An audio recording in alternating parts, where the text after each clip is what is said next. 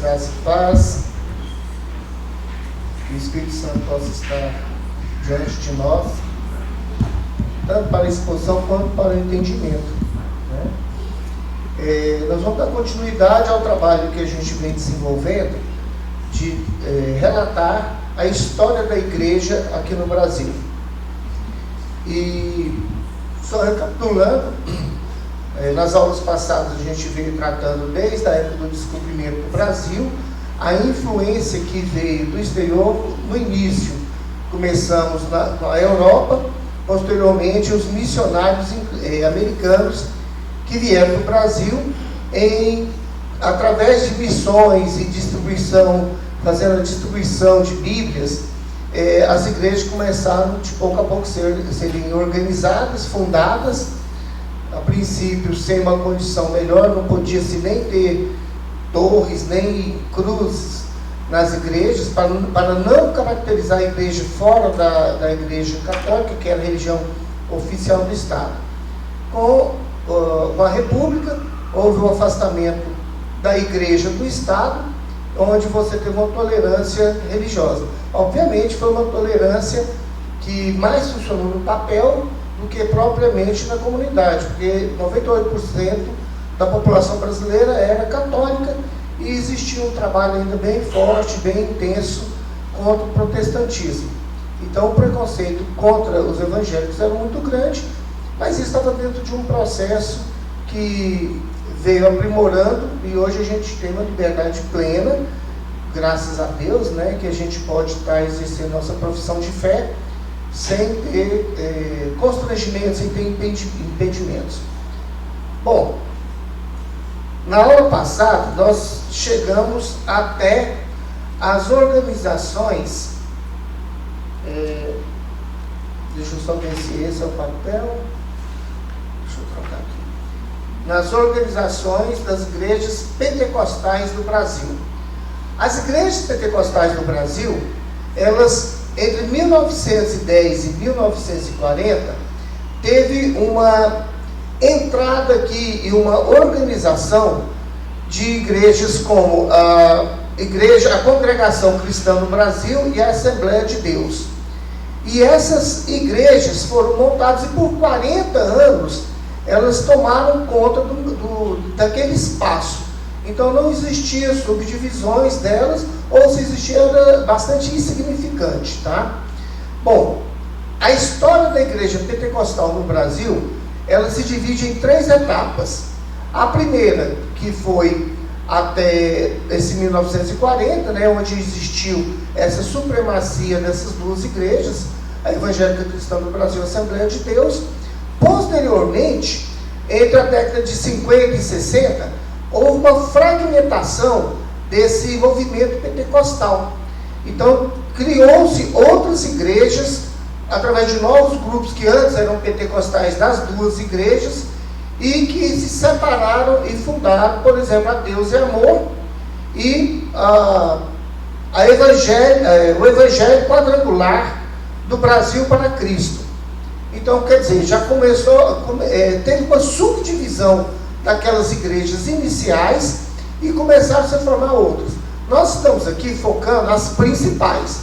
Obviamente, igreja independente, muitas vezes você tem uma igreja em alguma outra cidade que é pentecostal, que saiu daqui, mas que não existe uma congregação grande, que não participa de nenhum conselho, de nenhuma associação, mas que efetivamente causa um impacto naquele local onde está. Mas aí já não é fruto do estudo, até porque muitas vezes faltam dados, tá? Muitas vezes a pessoa sai de uma determinada igreja, ele monta uma outra igreja e não existe nem relato histórico disso. Não quer dizer que ela seja menos importante ou tenha uma condição de evangelização pior do que outra. Muitas vezes é uma igreja séria, mas não tem relato histórico dela. E depois, nos anos 70 e anos 80, surgiu no Brasil o neopentecostalismo. É difícil, hein? Neopentecostal. Ficou mais fácil. A língua de manhã parece que ela dobra, não sai de jeito nenhum. Bom, E aí surgiram duas grandes igrejas, que nós todos temos conhecimento hoje, que é a Igreja Universal do Reino de Deus e a Igreja Internacional da Graça de Deus. Então, olha só, obviamente não são somente essas igrejas pentecostais. Então, existe, inclusive, depois nós vamos ver aqui adiante, igrejas batistas pentecostais, que elas dividiram, né? Foi até uma questão que a Socorro trouxe no domingo passado, e eu fiquei de estudar, e eu trouxe, viu, Socorro, um apanhado aqui da história da Igreja Batista, para que a gente se aprofunde um pouco mais dessas questões. Então nós vamos, aqui rapidamente, nesse início, nós vamos tratar dessas igrejas. A Congregação Cristã do Brasil, ela foi fundada pelo italiano Luigi Francesco. Tá bem, né? Eu melhorei. Ele foi membro da Igreja Presbiteriana na Itália. Depois ele se converteu ao pentecostalismo. Vou voltar lá em casa, ler umas 20 vezes para poder destravar tudo. E ele fez essa conversão da presbiteriana para a igreja pentecostal em 1907. E aí, em 1910, ele fez uma visita ao Brasil e verificou que existia um campo muito interessante para trabalho aqui, porque não existia o pentecostalismo aqui no Brasil. Não sei, quando eu falar, é difícil, eu vou chamar uma pessoa ficar aqui do meu lado, na hora que eu estiver falando, eu passo o microfone. Pentecostalismo. Bom, ele iniciou a sua igreja em Santo Antônio da Platina, que é no Paraná, e também no estado de São Paulo. E nós tivemos, em 1940, esse movimento tinha 305 casas de oração. Então, em 1940, 305 casas.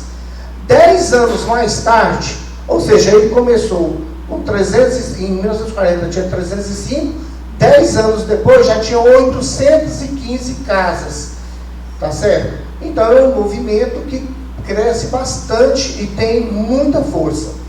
A Assembleia de Deus, os fundadores dela foi os suecos Daniel Berg e Gunnar Wingren.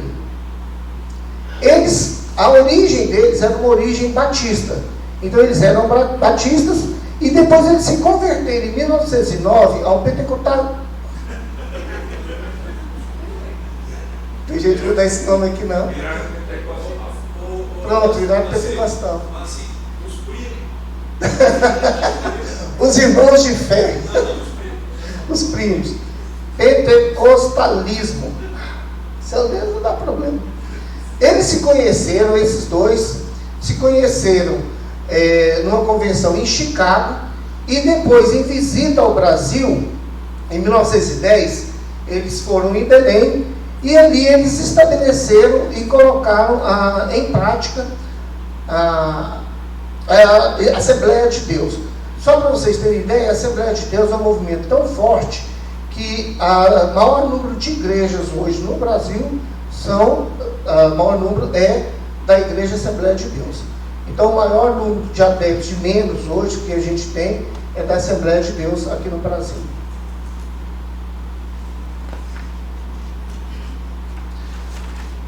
Já na segunda etapa, onde ocorreu aquela subdivisão da Igreja Quadrangular e da Igreja Cristã do Brasil e da Igreja Assembleia de Deus, surgiu a Igreja do Evangelho Quadrangular. Ela foi fundada nos Estados Unidos pelo evangelista Ames Semple McPherson. Em 1951, o missionário Harold Williams fundou a primeira igreja, a Igreja Quadrangular, a Igreja Evangélica Quadrangular no Brasil, em São Paulo. Em São João da Boa Vista. Em 1953, eles desenvolveram um programa que chamava Cruzada Nacional de Evangelização. Então foram missões criadas dentro do Brasil para que fosse levar implantação de igrejas e também levar o Evangelho. Em 1953, o centro-oeste e o norte do país eram bastante, não tinha quase ninguém, então necessitava-se de uma expansão do Evangelho. Quando existiam pequenas cidades, geralmente era a igreja católica que era estabelecida ali, então você não tinha o protestantismo estabelecido nessas regiões. Então essas missões, esses movimentos que foram executados, eles foram muito importantes para estar levando e abrindo as portas do movimento evangélico.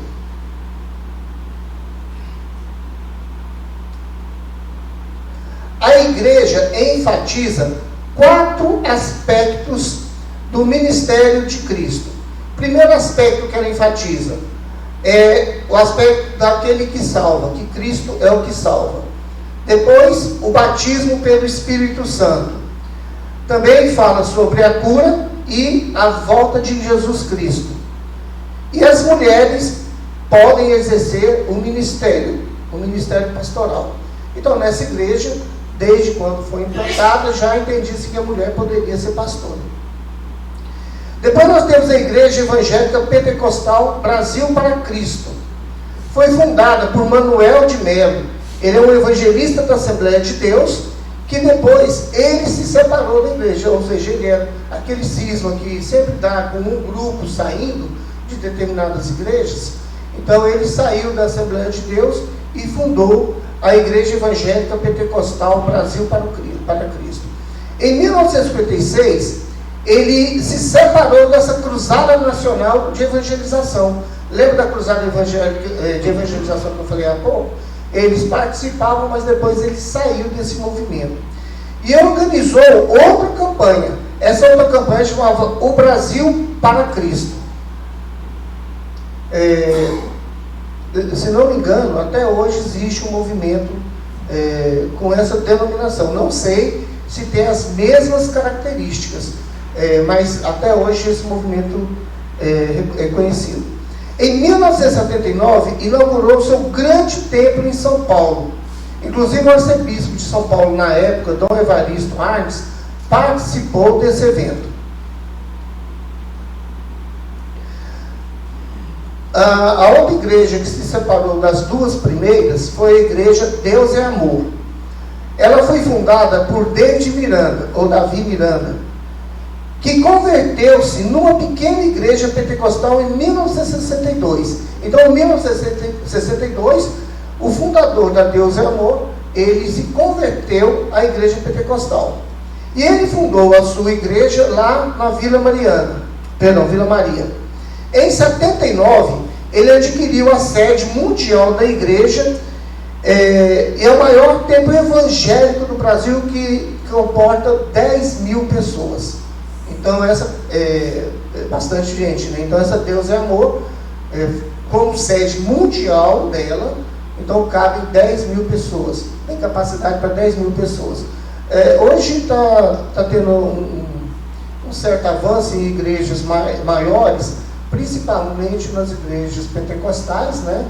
E a gente vê notadamente as neopentecostais construindo cada vez mais igrejas maiores, porque está existindo uma adesão de membros bem considerável. Então eles estão entendendo que eles têm que ter espaços grandes para que possa acomodar todas aquelas pessoas que estão acompanhando esse trabalho deles, né? Em 1991, a igreja Deus é Amor já tinha 5.458 templos. Eu não encontrei um dado mais recente que fosse confiável. Aí eu preferi manter esse de 1991. Se em 1991 eles já tinham esses 5.458 templos, com certeza agora tem bem mais, né? E já tinha 15.755 obreiros. Eles também utilizavam como meio de divulgação do evangelho que eles confessam, eles utilizavam rádios e eles utilizavam 581 horas diárias de rádio. Aí a pessoa fala assim, tu está ficando doido? Se um dia só tem 24 horas, como que eles utilizam 581 horas diárias? É porque são várias rádios. Então, se você usar, por exemplo, 2 horas de rádio e você tiver 250 rádios, significa 500 horas de rádio. Então, por dia, diariamente, 581. Ou seja, eles conseguem atingir um grande número de pessoas nas suas audiências.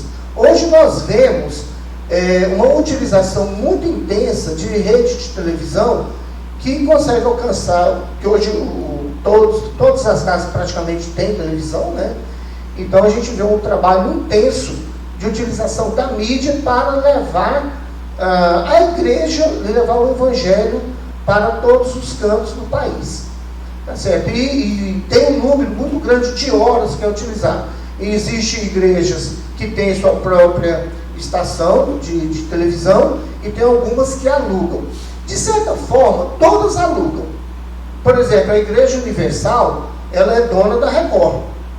Mas ela tem um tempo que a igreja, como se alugasse, como são pessoas jurídicas diferentes, com certeza existe um pagamento de aluguel para que ela utilize determinadas horas daquela televisão. Mas o que importa é que existe a utilização da mídia para isso. Mas não vamos longe não. A nossa igreja hoje também está fazendo a utilização de meios de comunicação para chegar em todas as pregações, a EBD, ao público. Então nós estamos usando hoje o YouTube. Eu mesmo assisto não só as aulas aqui, eu assisto também a pregação aqui do pastor Elias, mas eu também assisto do Augusto Nicodemos, que é presbiteriano, tá certo? Eu vejo alguns documentários do pastor Rodrigo Silva, que também acho bastante interessante, principalmente na questão de arqueologia. Ou seja, é um nicho que é interessantíssimo, porque você pode, de qualquer parte do mundo, estar acessando e estar acompanhando a sua profissão de fé.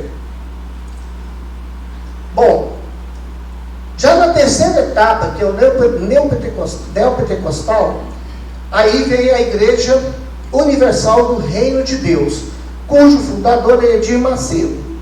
Ele é filho de um comerciante fluminense e ele tem origem católica. Depois ele ingressou na igreja Nova Vida na sua adolescência. Então ele era católico, na adolescência ele conheceu essa igreja e começou a participar dela. Depois ele deixou a igreja para fundar a própria igreja. Eu não sei se é verdade, e no trabalho que eu estava fazendo eu não encontrei, mas existe uma informação não oficial, pelo menos não oficial onde eu pesquisei, que antes ele estava no espiritismo, e ali ele também congregou uma certa parte de sua vida, e depois ele fundou a própria igreja. Inicialmente, essa igreja era chamada Igreja da Bênção. Em 1977, ele deixou o emprego público para dedicar-se ao trabalho religioso.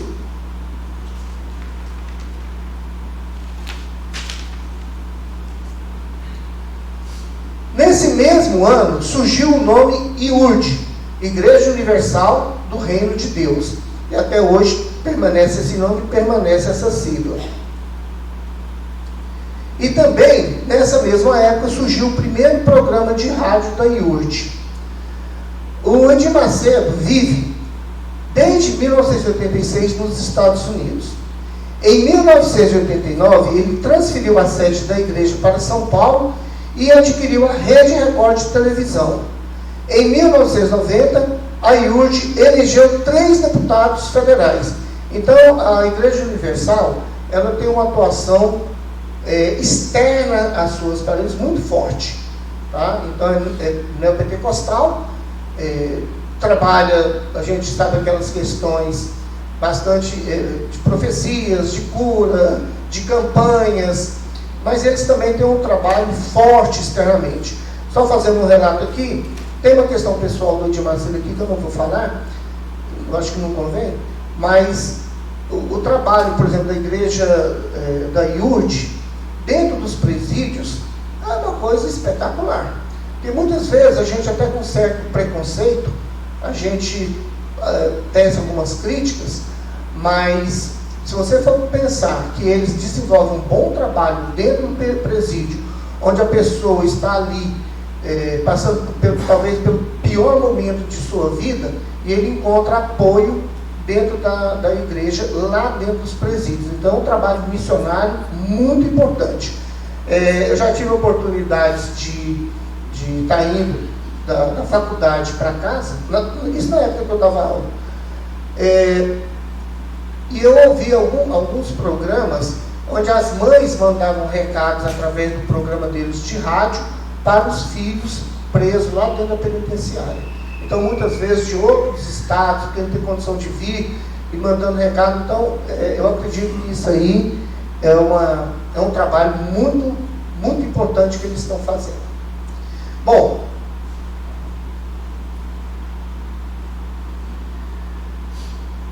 isso aqui que eu não vou ler. Então, assim, concluindo essa parte das igrejas evangélicas, o que eu já falei existem hoje milhares de igrejas evangélicas pentecostais. Não só essas aqui que foram citadas. Obviamente, existem igrejas independentes, existem igrejas que inclusive existe uma série de várias outras igrejas, mas não tem o mesmo impacto que essas aqui. O importante é a gente saber que ocorreram três movimentos,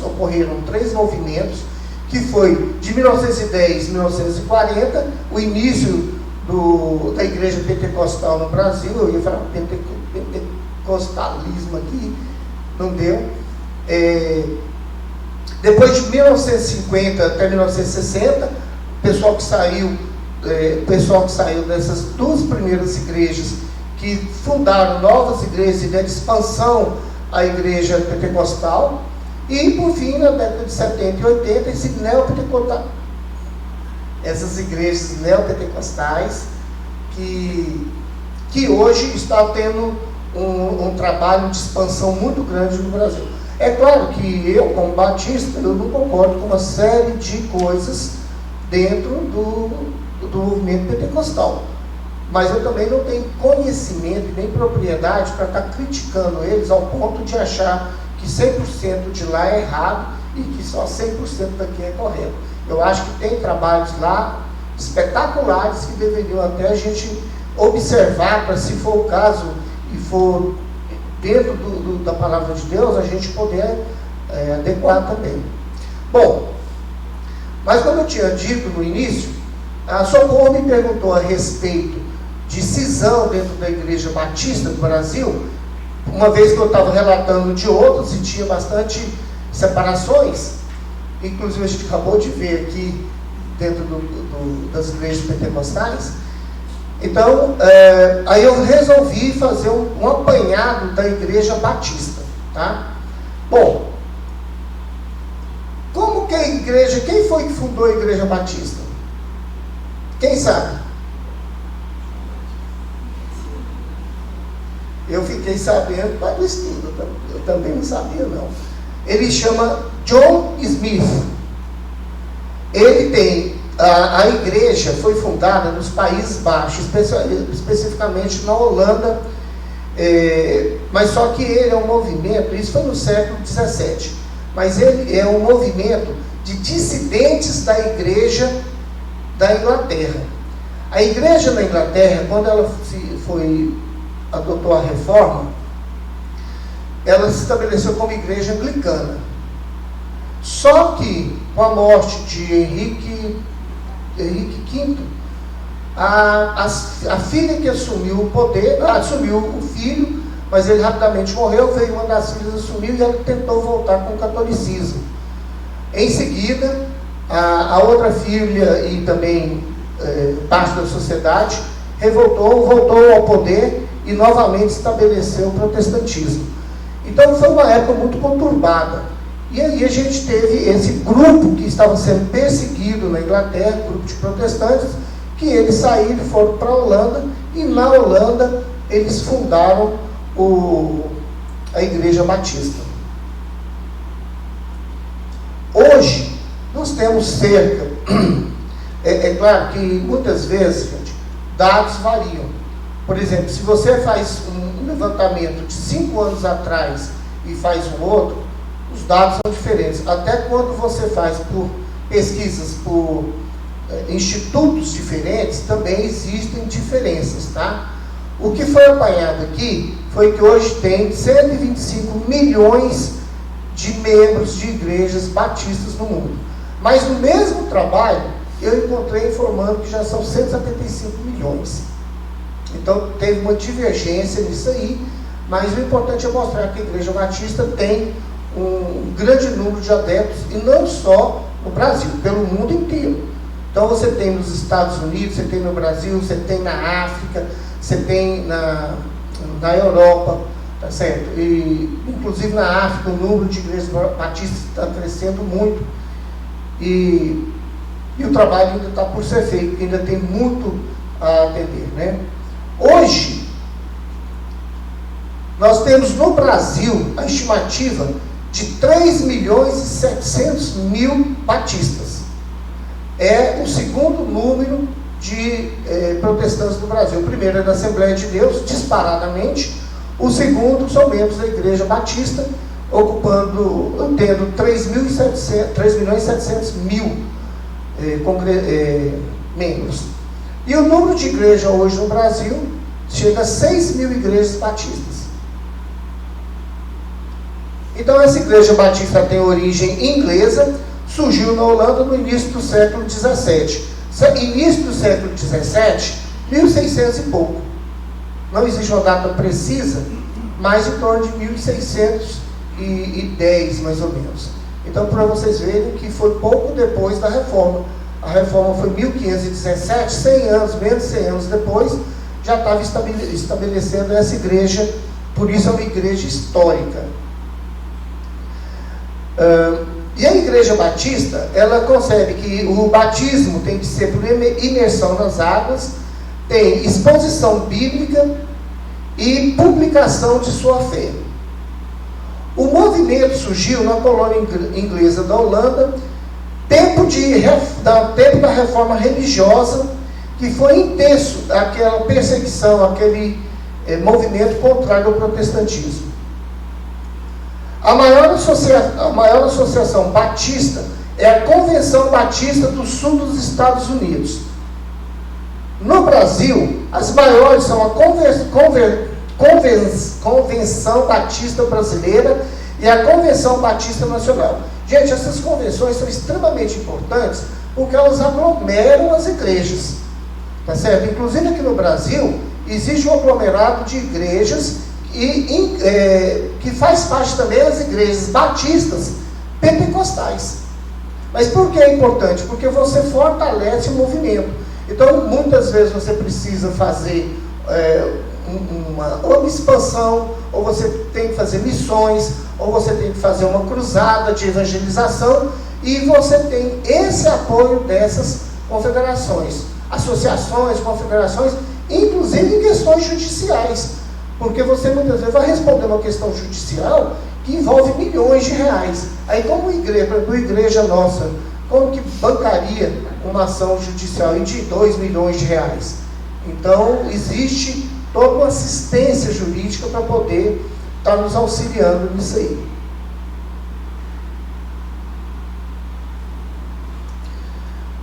Nome. O nome Batista vem da palavra grega baptistes, que vem a relacionar com o batismo. E nós temos, historicamente, na Bíblia, João Batista. Por que Batista? Porque ele batizava. Tá? Então, o nome dele era Batista em função do batismo. E esse mesmo nome foi o que foi considerado para conceber a igreja, porque também entendia-se que o batismo era fundamental na salvação. Não que não salve. A salvação é a conversão em Cristo Jesus. Mas era fundamental para que você tivesse uma igreja congregando dentro daqueles princípios o seu batismo. Relacionada ao verbo batizo ou batizar, lavar, mergulho, imersão. Algumas igrejas não fazem, a primeira a fazer o batismo pela imersão foi a Igreja Batista. Algumas igrejas até hoje não utilizam esse sistema de batismo eles utilizam muito a expressão de... A igreja presbiteriana utiliza esse método de dispersão de água sobre a cabeça.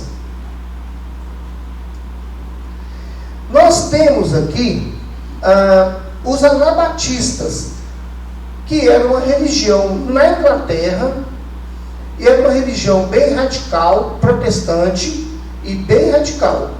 E esses anabatistas também influenciaram no nome da Igreja Batista. Tá? E aí a história da origem dessa igreja. Olha só, existe uma história que é mais aceita pelos estudiosos e existem outras histórias que não é aceita, que geralmente é repudiada, mas eu vou citá-las aqui. Academicamente aceita é que um grupo de dissidentes ingleses no século XVII fundou essa primeira igreja batista. Foi um grupo de refugiados ingleses da igreja da Holanda, e em função da liberdade religiosa. Isso foi em 1608, 1610, tá certo? Onde foi fundada essa igreja na Holanda. John Smith e Thomas Helway. O John Smith era pastor e o Thomas era advogado, eles que fundaram a igreja. Eles organizaram em Amsterdã em 1609, por isso que eu falei que 1608 a 1610, a igreja de doutrina batista. John Smith, ele discordava da política e da doutrina da igreja anglicana. Ele era pastor nessa igreja, saiu da igreja anglicana para montar essa igreja batista. Inclusive a igreja anglicana seguia muito, até hoje segue os moldes ou a formatação hierárquica da igreja católica. E ele, examinando a Bíblia, ele percebeu a necessidade de batizar com consciência. Como que é esse batismo com consciência? É o batismo quando a pessoa já tem noção, já tem conhecimento daquele compromisso que está assumindo. Por isso que a gente não batiza crianças. Então, quando a gente tem um bebê que nasceu aqui na igreja, ele é apresentado, ele é consagrado aqui na igreja, mas o batismo é só a partir do momento que ele tem ciência da responsabilidade do compromisso que ele está assumindo. Então isso veio desde o início da igreja batista. Novamente falando, o batismo era por imersão, e o batista adotava oficialmente essa prática a partir de 1642. Com a morte de John Smith, Thomas Helway e seus seguidores regressaram para a Inglaterra. E a igreja na Holanda, ela se desfez. Só que parte dos membros, eles uniram-se aos menonitas. Menonitas que era uma parte da igreja anabatista. Lembra que eu falei que os anabatistas eram bem radicais?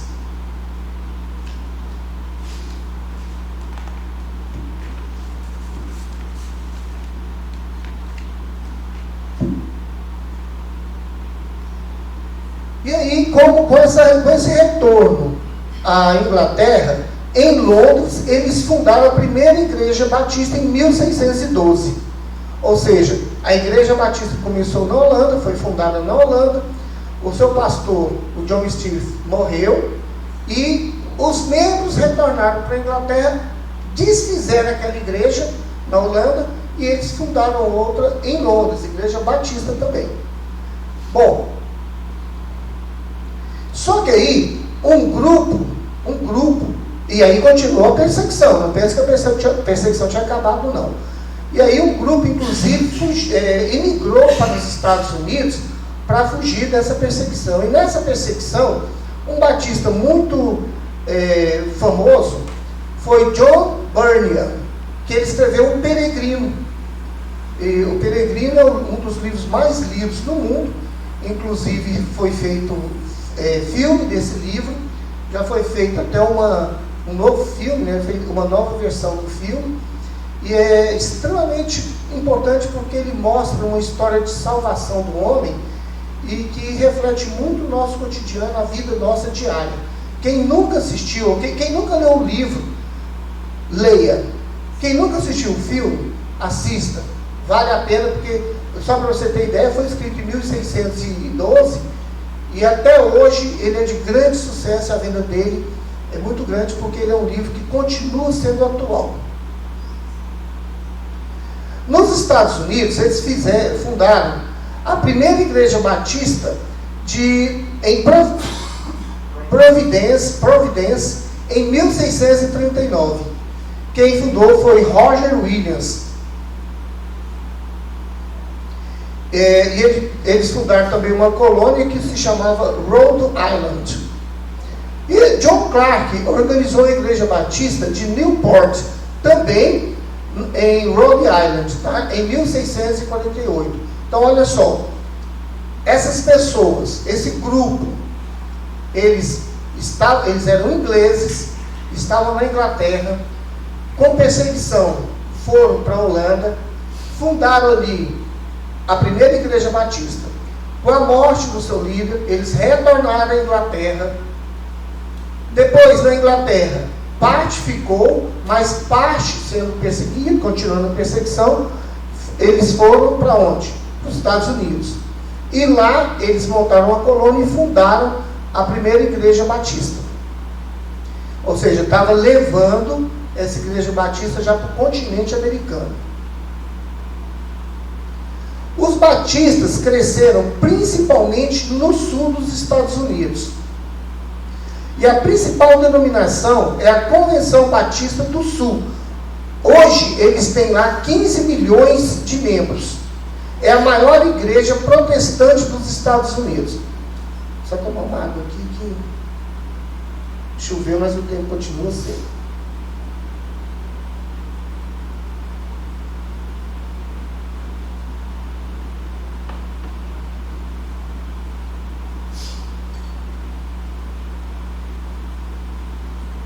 Mas também tem outras teorias a respeito do início da Igreja Batista.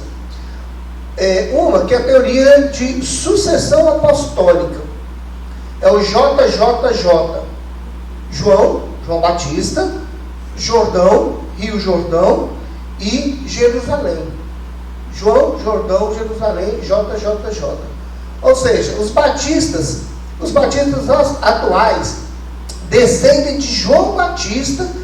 E a igreja continuou através de uma sucessão de igrejas ou grupos que batizavam apenas adultos, como o montanistas, novacianos, donatistas, paulicianos, bogomilos, albigenses e cátaros, valdenses e anabatistas. Os batistas landmarquistas utilizam esse ponto de vista para autoproclamar única igreja verdadeira. Parece fantasioso, né? Que a igreja batista, ela iniciou com João Batista, e aí aquele grupo por vir, batizando da mesma forma e concebendo da mesma forma que João Batista, prevaleceu até os dias de hoje.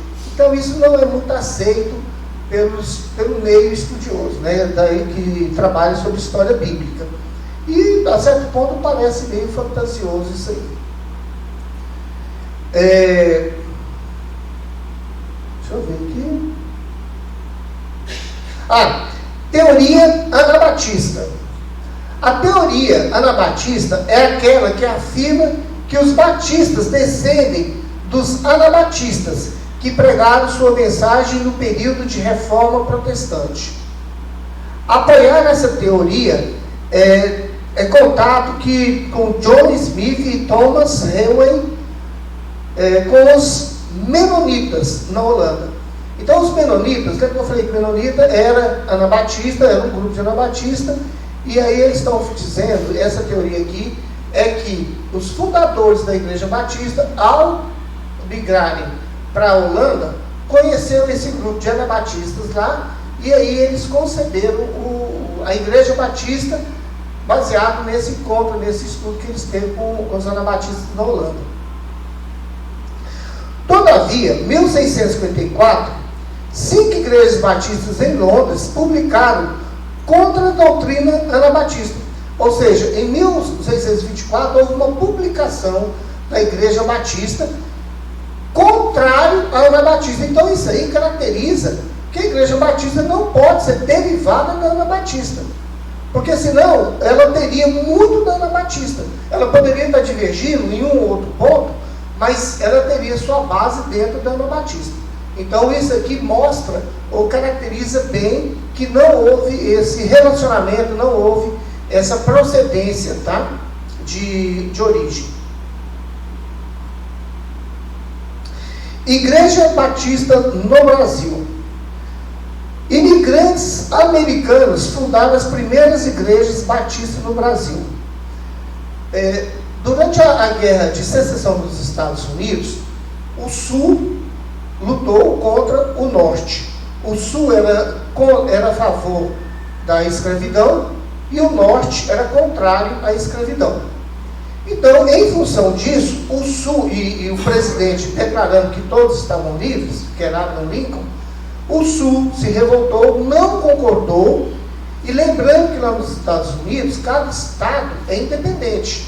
Eles têm uma Constituição que conduz todos, mas o estado é realmente independente. Então, os estados do Sul resolveram sair da União. Então, eles proclamaram a independência deles. Olha, com essa proclamação da independência, o Norte não aceitou, exigiu que eles permanecessem na União, e aí teve conflito. E foi uma guerra bastante violenta que durou 4 anos. Com essa guerra, muitos americanos do Sul emigraram para outros países para fugir daquilo que estava acontecendo lá. E parte desses americanos vieram para o Brasil. Lembra que a gente tinha falado que aqueles ingleses que estavam sendo perseguidos na Inglaterra, eles foram para os Estados Unidos e lá estabeleceram sua igreja, a Igreja Batista. Aonde? No sul dos Estados Unidos. Então ali a Igreja Batista foi tendo expansão. Com a guerra e essa imigração de americanos para o Brasil, vários desses americanos que vieram eram o quê? Batistas. Então, como eles eram batistas, vieram para cá e fundaram a Igreja Batista. Aí eles fundaram a Igreja Batista em Santa Bárbara do Oeste, em São Paulo. Então, a primeira Igreja Batista no Brasil foi em Santa Bárbara do Oeste. E esse mesmo grupo, em seguida, fundou a segunda Igreja Batista, que foi num bairro, a gente chama em Goiás de Currutela, né? Foi uma Currutela lá próximo, que fundou, e essa Currutela depois virou uma cidade que chama hoje Americana, exatamente por causa dos americanos que se estabeleceram ali.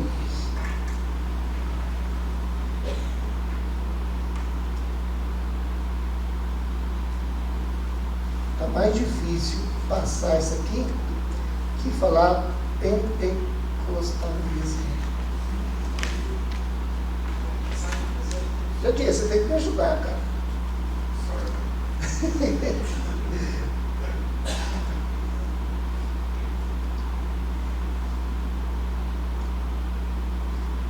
Olha, é uma coisa interessante que eu não sabia. A gente vem falando muito da imigração italiana no Brasil, da imigração alemã, da imigração japonesa, mas 50 mil americanos desembarcaram no Brasil. Eles vieram fugindo da guerra de secessão, eles vieram e se estabeleceram aqui no Brasil. Depois eu quero saber até mais a respeito disso, porque eu não tinha o mínimo conhecimento a respeito desse assunto. E aí, estudando aqui a história da Igreja Batista, a gente vê que eles vieram em um grande número, né? Lembra, nas aulas passadas, que eu falei a respeito do trabalho missionário que os americanos fizeram no Brasil. E eles vindo agora para cá e para se estabelecer aqui, comprar terras, produzir, um trabalho mais eficaz foi feito a partir desse momento. Tanto que a Igreja Batista é a segunda igreja do Brasil, em número de membros. Então, para a gente ver que o trabalho que eles fizeram foi substancial.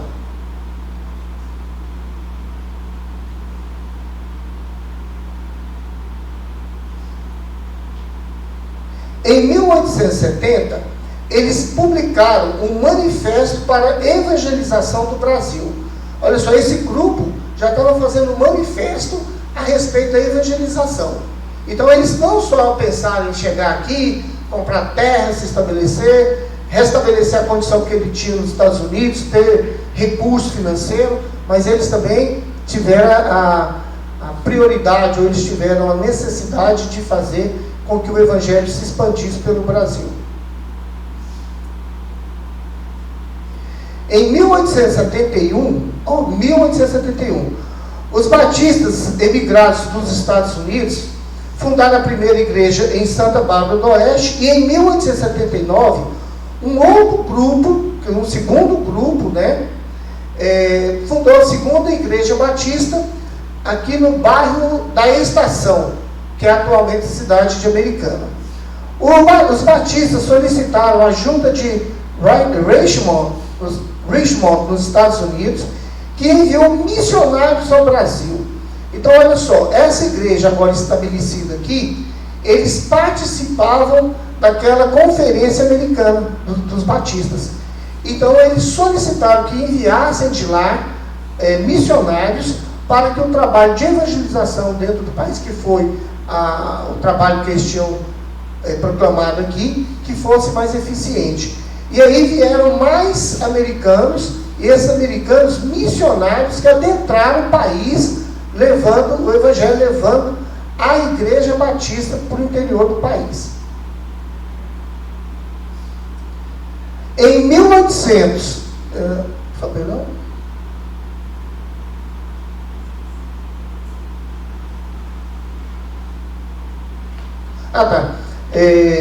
a evangelização passou a ser intensa depois da proclamação da República. Lembra aquilo que eu falei da Igreja Católica ser a igreja oficial do governo? Então, ela deixou de ser a igreja oficial e deu mais liberdade para que as igrejas protestantes se estabelecessem aqui e fizessem o trabalho missionário. Então, isso aí favoreceu e diminuiu o preconceito contra as igrejas protestantes e favoreceu esse movimento de implantação de igreja e trabalho missionário. Em 1881, chegaram William Buck e Bagby e Anna Luther Bagby. Também chegou Zacarias Taylor e Catherine Taylor. Eles foram os primeiros missionários que chegaram em Santa Bárbara do Oeste, e eles começaram a estudar o português. Então eles vieram, obviamente não tinha cursinhos, então tinha que pegar alguém para ensinar para eles. Então eles vieram dos Estados Unidos como missionários. Aqui eles fizeram o estudo do português e posteriormente eles se mudaram para Salvador para levar a Igreja Batista ao Nordeste.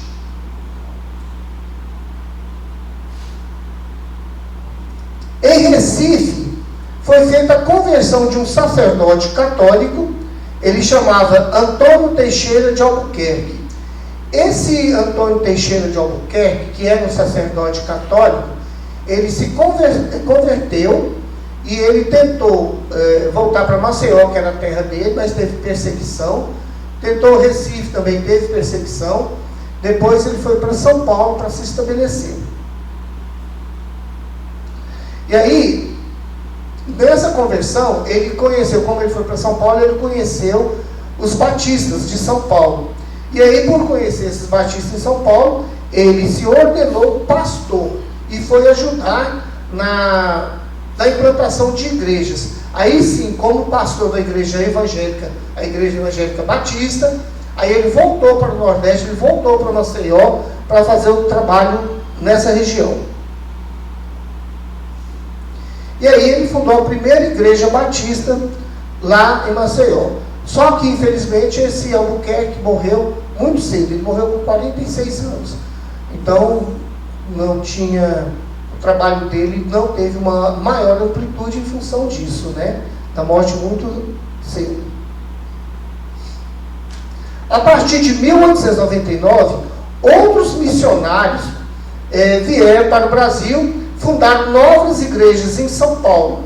Então, São Paulo, estado, tá? Então, fundou em Jundiaí, Santos, Campinas, São José dos Campos, tudo isso aí teve já nessa outra vinda de missionários que veio com a função de expandir as igrejas batistas no Brasil. Eles foram ocupando aquela região paulista, uma vez que eles já tinham o apoio da primeira e da segunda igreja que já estava ali estabelecida. Em 1904, eram 7 igrejas batistas em São Paulo. Então, em 1904, 7 igrejas batistas. E é assim, é uma por vez, né? Hoje nós temos 6.000. Imagina que em 1907 tinha 7 lá em São Paulo e já estava ficando de bom tamanho. Em 1904 também teve a Convenção Batista de São Paulo. E ela é chamada União Batista Paulinas.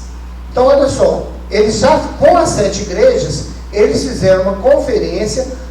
Por quê? Para que a igreja não tivesse vida própria, uma separada da outra. Porque daqui a pouco, se você não tem um ponto de união, daqui a pouco cada igreja está caminhando para o seu próprio rumo, a seu bel prazer, conforme a direção do pastor. O pastor vem a falecer, ou ele resolve largar aquela congregação, essa congregação fica sem rumo. Então, por isso que é importante você ter uma conferência. E aí eles fizeram essa conferência paulistana, onde congregava ali em São Paulo essas 7 igrejas que já estavam fundadas.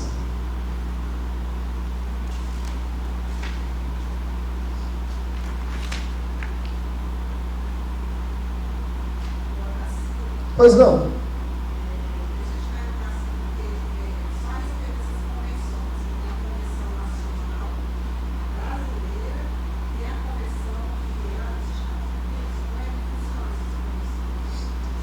É assim, você pode, se você entender que existe uma ligação doutrinária entre as confederações, entre as federações, você pode se unir a outra fora do país.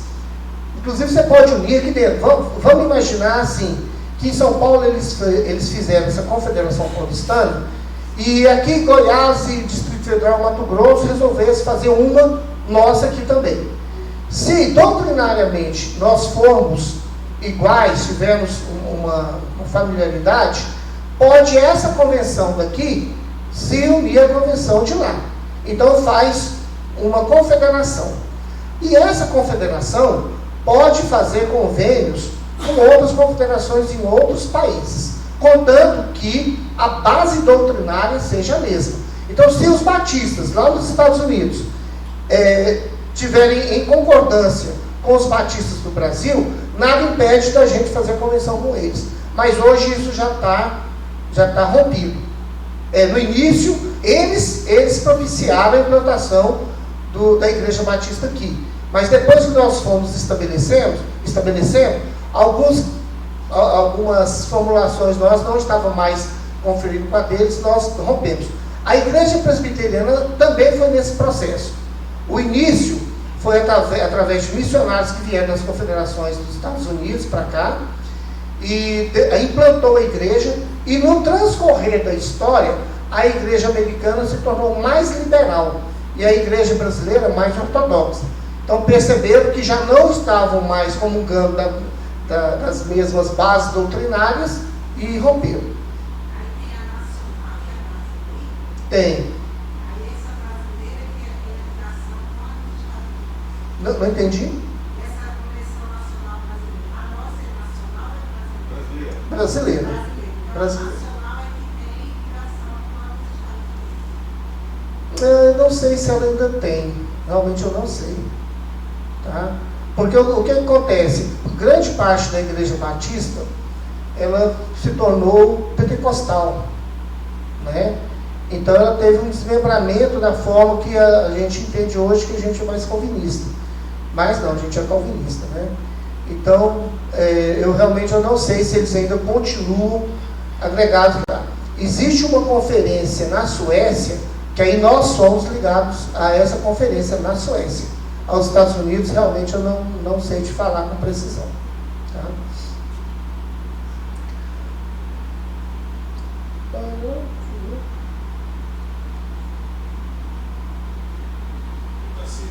Pois não. Sim.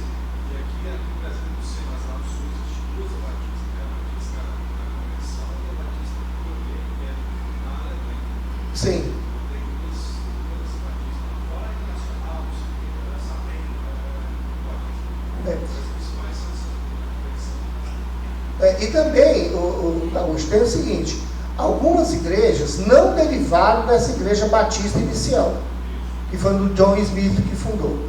Algumas igrejas, eles já se fundaram como pentecostais e eles colocam o nome de igreja batista alguma coisa. Não existe um impedimento legal para isso. Por quê? Batista vem do batismo, então eles também consideram o batismo algo essencial lá dentro e colocam como batista.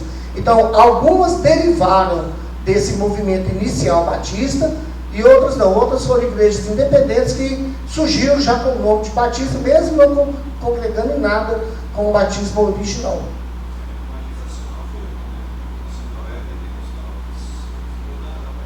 Isso. Nós temos também aquela igreja batista Ebenezer, né? Que também ela não tem um vínculo com a igreja batista tradicional ou histórica. Genérica. Tá certo. Associações batistas no Brasil. Em 1907, foi a Convenção Batista Brasileira, que é a tradicional. A Convenção Batista Brasileira. Cadê? Quem foi você, Enoque? Que falou, né, que a gente é vinculado à brasileira. Isso. Fundada em 1907. Então foi lá no princípio ainda que foi essa convenção que foi estabelecida. Em 2013, ela possuía 6.000 igrejas organizadas, 1.200 congregações ou missões espalhadas pelo território nacional. Mais de 1.360.000 membros. Essa convenção possui vários colégios, seminários, orfanatos, faculdades, hospitais, centros de recuperação para o usuário de drogas. Todos são mantidos em convênios com as convenções estaduais e igrejas locais. Então a convenção estabelece uma faculdade e aí todos filiados ali têm que ser, de certa forma, responsável pela manutenção daquilo. Por exemplo, eu estudei na Universidade Católica, né, Universidade Católica de Goiás. E a mantenedora dela é a Igreja Católica. Aí você fala, não, mas eu pago a mensalidade. Sim, mas o responsável pela manutenção da existência é a Igreja Católica. Tanto que os reitores lá sempre são padres. Então existe isso também nas igrejas batistas, nas convenções.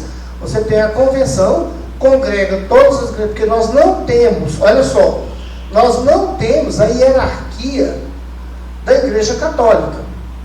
Se você não tem a hierarquia da Igreja Católica, significa que essa igreja aqui não é subordinada a um bispo ou subordinada a uma outra igreja. Se não existe a subordinação, não existe, e se não tivesse as convenções, não existiria um mecanismo de um planejamento único, não existiriam movimentos bem definidos para que todas as igrejas participassem. Seria uma coisa aleatória. Aí a nossa igreja, a gente acha que é importante fazer uma faculdade de teologia. Aí a nossa igreja vai e monta uma faculdade de teologia. Aí nós vamos solicitar apoio de quem? Se a gente não está dentro de uma convenção. Então, se eu tenho uma convenção acima de mim, eu vou lá na convenção, mostro o meu planejamento, a convenção aprova para que seja implantado, e com apoio, porque senão, cada um faria do seu jeito. Então essa convenção é interessante porque ela congrega todas as finalidades das igrejas. Lembrando que não existe subordinação nem para a convenção. Então, por exemplo, nós temos a Convenção Brasileira. Nós estamos filiados a ela. Ela pode chegar aqui algum dia e falar assim, ah não, o pastor, ele está indo muito para viajar, ele não está tendo tempo para fazer mestrado, eu vou pôr aqui o Moisés no lugar dele. A Convenção Brasileira pode fazer isso? Não. A nossa igreja, ela é autônoma. Ela tem vida própria. Só que ela está ligada na Convenção Batista Brasileira. Agora, a Convenção Batista Brasileira desenvolve projetos que nós vamos estar envolvidos nele. Tá? Então não existe uma subordinação. Nós somos autônomos.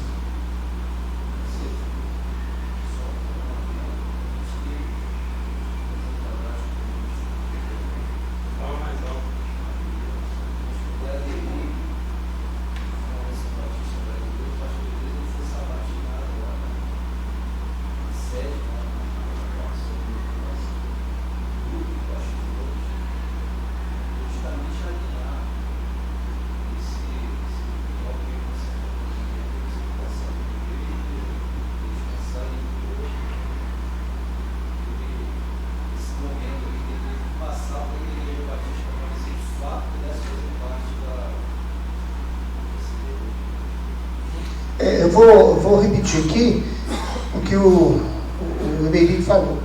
É porque a igreja nossa aqui, ela era independente. E o pastor Elias, junto com a liderança, entendeu que não era apropriado ser independente, que existia vantagem da gente estar na Convenção Batista. Inclusive foi escolhida a Convenção Batista pelo direcionamento doutrinário que tem a igreja, a nossa igreja. Mas para que nós fôssemos aceitos lá, primeiro eles fizeram análise da igreja, e depois eles sabatinaram o pastor Elias. Ele teve que ir para uma sabatina para que a convenção verificasse, primeiro, se a igreja realmente podia se enquadrar dentro daquilo que é doutrina da Convenção Batista Brasileira, e também para ver se o pastor Elias tinha condições de estar gerindo essa igreja dentro da doutrina batista. Aí ele até convidou a igreja, se fosse eu não convidaria, porque se eu fosse reprovado eu ia ficar com vergonha danada. O pastor Elias, ele confia mesmo, o bicho é bom. Aí eu participei lá, eu fui pelo lanche, tinha um lanche maravilhoso. Mentira. Aí eu tive presente lá, Emerick, e assim, um grupo de pastores sabatinaram mesmo o pastor Elias. E faziam perguntas bem direcionadas à base da doutrina protestante e batista, né, que é o que o batista adota, da profissão de fé. E aí, ele teve que responder todas. E claro, ele respondeu com maestria. Ele teve hora lá que eu falei assim, pastor do céu, você está respondendo nada que está perguntando, fica quieto, eu tenho pavor de prova. E ali, quando saiu, todos os pastores elogiaram muito o desempenho dele, parabenizaram muito, alguns conheciam ele e fizeram até um breve relato assim, da conduta do pastor Elias, né, que é muito importante. O líder da igreja, o principal líder da igreja, se não tiver uma conduta ilibada e também de conhecimento, desvirtua a gente, né? Então, eu tive lá também, para você ver que não é uma coisa assim, eu quero entrar, eu chego lá, preço minha ficha, pago 10 contos, estou lá dentro, né? Existe todo um critério. E outra coisa, e tem que existir mesmo. Você já pensou se qualquer um chega lá e entra? E uma bagunça. É igual uma festa que a gente fizer na casa da gente. Não é qualquer um que vai entrar, não. Se você deixar qualquer um entrar, o que vai acontecer com sua festa que você demorou meses organizando? Vira uma bagunça. Tá certo? Por isso, a Convenção Batista Brasileira foi fundada em 1907, permanece até hoje e é o maior agregador das igrejas batistas. Tá? Bom, dando continuidade. Vocês viram aqui que várias ações eles mantêm no trabalho da Igreja Batista. Porque, gente, a gente não pode permanecer dentro da própria parede. A igreja que permanecer fechada dentro da própria parede tende a acabar. E tende a não ser cristã, tende a se desviar. É importante a gente avançar depois daquela porta. Existem trabalhos sociais importantes? Existem. A Igreja Batista pratica serviços sociais? Pratica. Mas existe uma prioridade, que é a evangelização. Muito mais do que levar o arroz e o feijão, é levar Cristo. Nós precisamos disso. A Igreja Batista hoje, ela contribui com missionários. Só um minuto.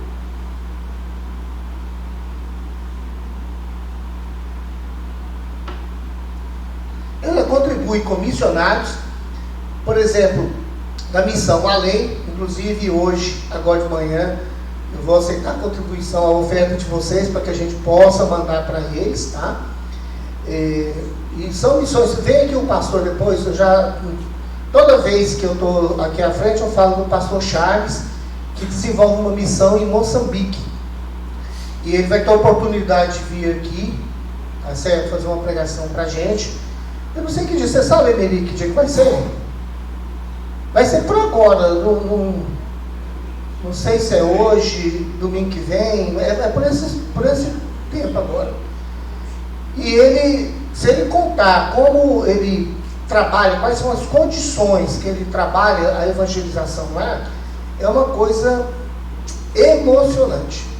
E a gente sente necessidade de contribuir. Inclusive eu quero fazer uma contribuição pessoal, mas eu estou esperando ele vir aqui, porque de repente o trabalho da igreja vai ser mais produtivo que o meu isolado. Então eu vou contribuir com ele, ou pessoalmente, ou dentro daquilo que a igreja se propôs, porque é um trabalho extremamente importante.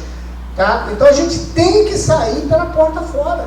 Existe lá fora milhões e milhões de pessoas sedentas pela palavra de Cristo. E a Igreja Batista, a nossa Igreja Batista, a Igreja Batista não é, mas a nossa Igreja Batista é uma igreja séria. Então a gente precisa levar esse Cristo sério, esse Cristo verdadeiro para as pessoas que estão aí fora sedentas e que podem se desviar, se já não estão desviadas, por falta de eu sair lá fora pregar, por falta de eu estar fazendo movimento. Então quando a gente vê um movimento missionário, é importante a gente estar engajado nele. O movimento missionário batista é extremamente importante para que a gente possa levar o evangelho a todos. Do mesmo jeito que aqueles missionários largaram os seus países e vieram para cá para trazer a oportunidade de a gente estar aqui hoje na Igreja Batista, nós também temos que patrocinar aqueles que têm o chamado de Deus para sair daqui e ir para a África, ir para a Ásia, para países até que a ameaça de morte é constante, mas as pessoas estão lá enfrentando tudo para levar a palavra de Deus, né? Em 1958, a Convenção, em 1958, a Convenção Batista Nacional renovada aceita o batismo pentecostal por batista em Belo Horizonte. Então o que acontece? Começou em 1907 a Convenção Batista Brasileira. Depois estabeleceu-se a Convenção Batista Nacional. E a Convenção Batista Nacional, ela aceita o batismo pentecostal. Ou seja, as igrejas batistas que desmembraram e que formaram as igrejas batistas com viés pentecostais, ela não é aceita na Convenção Batista Brasileira, mas ela é aceita na Convenção Batista Nacional. Deu para entender isso? Se aqui a gente fosse lá na Convenção Batista Brasileira e aqui tivesse um viés pentecostais, eles não aceitariam o nosso ingresso. Por quê? Porque não é condizente com a doutrina da Convenção Brasileira. Aí nós teríamos que procurar a Convenção Batista Nacional. Em 1967, o pastor Ernesto Tognini organizou a CBN, Convenção Batista Nacional. Ele tinha 60 igrejas. Grande parte dessas igrejas denominavam-se batistas renovadas. A CBN hoje tem 1.500 igrejas, tem 1.208 congregações ou missões e 280 mil membros. Então em 2006 foi esse número. Em 2019, obviamente, o número já é bem maior a isso.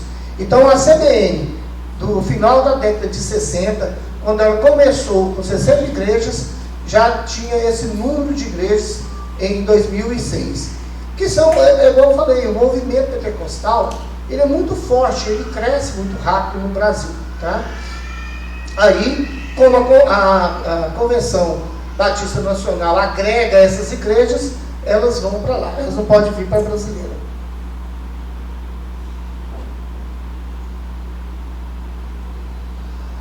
Eu vou falar aqui, vamos lá, eu vou ter que ler.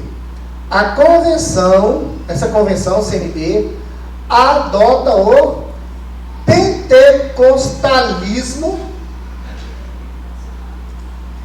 mas continua filiada à Aliança Batista Mundial. Aquilo que você falou, Socorro. Então, ela, a CBN, ela está vinculada a uma conferência fora do Brasil. Igrejas batistas independentes. Igreja Batista Independentes no Brasil. Origem, Missão de Oregon. É um movimento na Suécia. O missionário Eric Johnson, 1912, atende a colonos suecos. Ele veio para cá porque tinha colonos suecos no Rio Grande do Sul. E aí ele veio e trouxe a Igreja Batista lá para o Rio Grande do Sul. Você estava falando, Gaúcho, da Igreja Batista lá no Sul. Então, derivou da onde? Não derivou dos Estados Unidos, derivou de um missionário sueco. E hoje tem 15 mil membros filiados à CIB, tá? É uma grande presença no Rio Grande do Sul, Paraná e São Paulo. Também são filiados à Aliança Batista Mundial. Igual a CBN, a CIB também é filiado à Aliança Batista Mundial. A partir da década de 1930, grupos conservadores e fundamentalistas da Igreja Batista Conservadora em Bagé, no Rio Grande do Sul, que não teve origem e nem ligação com a norte-americana, ele fez uma divisão na Convenção das Igrejas Batistas Independentes. Então ele pegou a CIB e dividiu.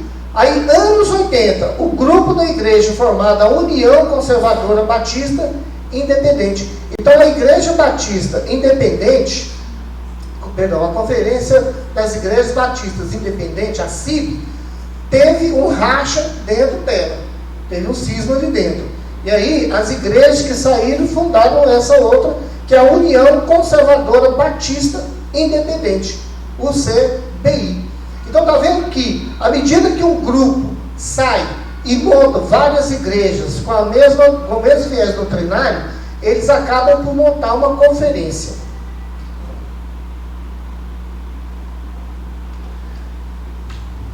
Bom, nós vamos encerrando por aqui. Ainda resta um pedacinho da Igreja Batista. Tá certo? Mas a gente deixa para complementar isso na aula que vem, que a gente conclui o restante. Mas o que a gente trabalhou, porque na aula passada, quem não estava aqui, a Socorro perguntou a respeito dessas divisões da igreja. Então a gente vem mostrando que as igrejas no Brasil tiveram essas várias separações.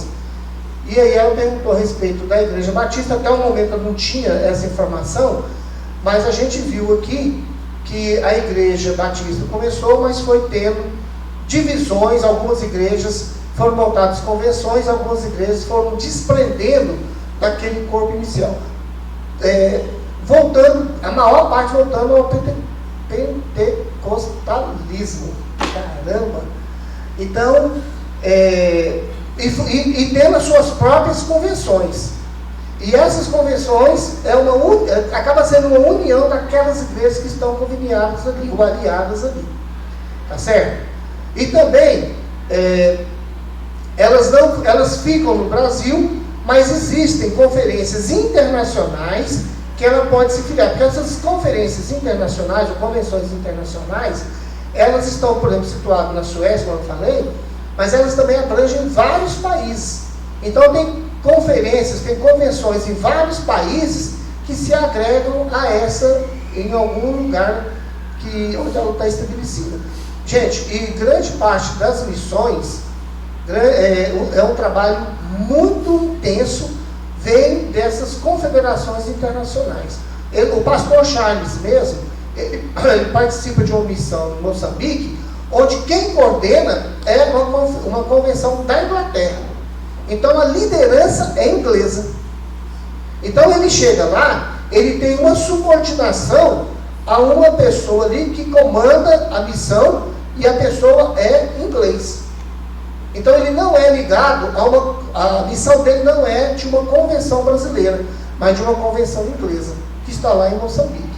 E que a gente poderia estar para as nossas convenções lá, né? Mas as convenções americanas e europeias, geralmente ela tem uma condição financeira muito grande e ela consegue desenvolver esse trabalho de uma forma bem eficaz, tá bom? Mais perguntas? Ó, a gente trabalhando com história, e como são muitas informações, a gente tem muitas datas, muitas informações que muitas vezes são curtas, né, e que para a gente memorizar não é tão simples. Mas eu vou pegar todo esse trabalho, juntar com os outros passados, e vou integrar tudo e mandar para poder ser disponibilizado para vocês. Porque aquele que quiser já vem inclusive resumido, para que vocês possam dar uma lida, tirar alguma dúvida a respeito do assunto. Tá certo? Vamos orar?